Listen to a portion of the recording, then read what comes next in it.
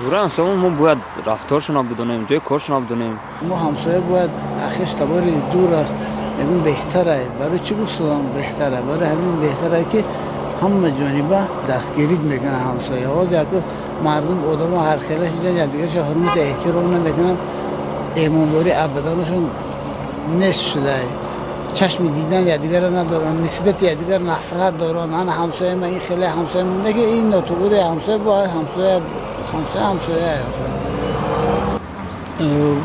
من مثلا همسایه‌های من بسیار انسان‌های خوب هستند، اونها رو خوب می‌دونیم، ما بسیار مناسبت بسیار خوب داریم. چندین سال‌ها باز یک جای زندگی می‌کنیم. من از همسایه‌ام بسیار خرسند هستم.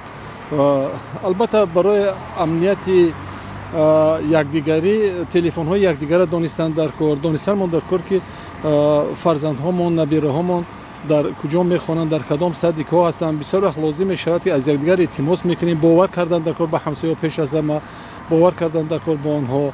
و البته به سبب نگفتن که پیش از آن که خانه سازی اول همسایه بگی.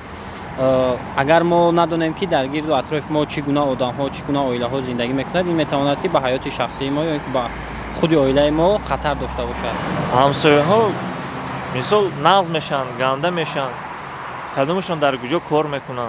مثال رفت و فرزندی من قطعی فرزندی وای کار کند، من دانم که وای جای کار ندارد یا که یگون بیراهگرد است یا که وای هست، نمیمونن مثال در قطعی فرزندی وای کار کند، خانی وای قطعی رفت و آمد کند.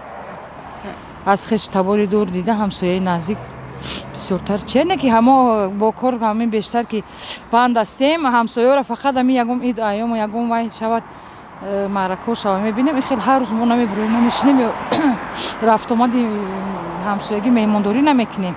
یگم مصیبت خدا نشانه تا شود یگم توی تماشا شود حتما حال یکدیگر با خبر هستیم. خیلی بهوده نه.